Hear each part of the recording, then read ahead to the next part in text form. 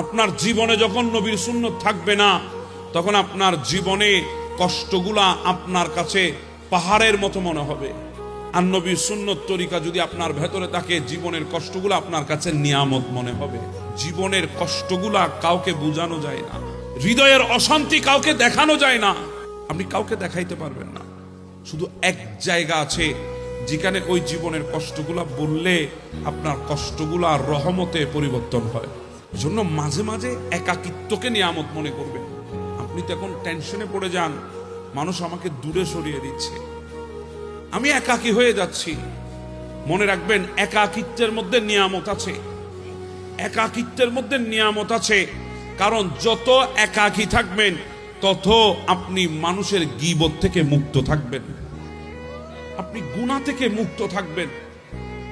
আর এই একাকীকে আপনি আল্লাহর দরবারে ইবাদত বন্দেগীর মাধ্যমে অতিবাহিত করার চেষ্টা করেন।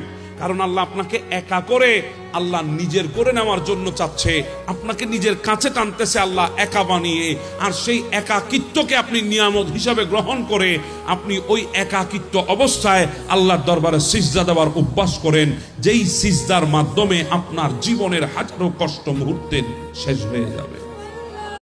আপনার জীবনে যখন নবীর সুন্নত থাকবে না, তখন আপনার জীবনে কষ্টগুলা আপনার কাছে পাহাড়ের মতো মনে হবে। আর নবীর সুন্নত তরিকা যদি আপনার ভেতরে থাকে, জীবনের কষ্টগুলো আপনার কাছে নিয়ামত মনে হবে। জীবনের কষ্টগুলা কাউকে বোঝানো যায় না, হৃদয়ের অশান্তি কাউকে দেখানো যায় না, আপনি কাউকে দেখাইতে পারবেন না। শুধু এক জায়গা আছে যেখানে ওই জীবনের কষ্টগুলা বললে আপনার কষ্টগুলা রহমতে পরিবর্তন হয়। জন্য মাঝে মাঝে একাকিত্বকে নিয়ামত মনে করবেন। আপনি তো এখন টেনশনে পড়ে যান, মানুষ আমাকে দূরে সরিয়ে দিচ্ছে, আমি একাকী হয়ে যাচ্ছি।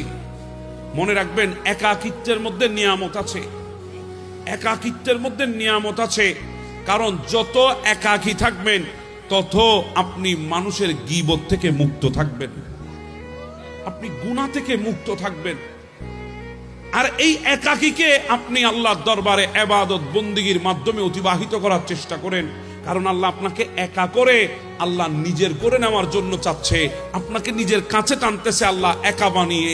আর সেই একাকিত্বকে আপনি নিয়ামত হিসাবে গ্রহণ করে আপনি ওই একাকিত্ব অবস্থায় আল্লাহর দরবারে সিজদা দেওয়ার অভ্যাস করেন, যেই সিজদার মাধ্যমে আপনার জীবনের হাজারো কষ্ট মুহূর্তে শেষ হয়ে যাবে।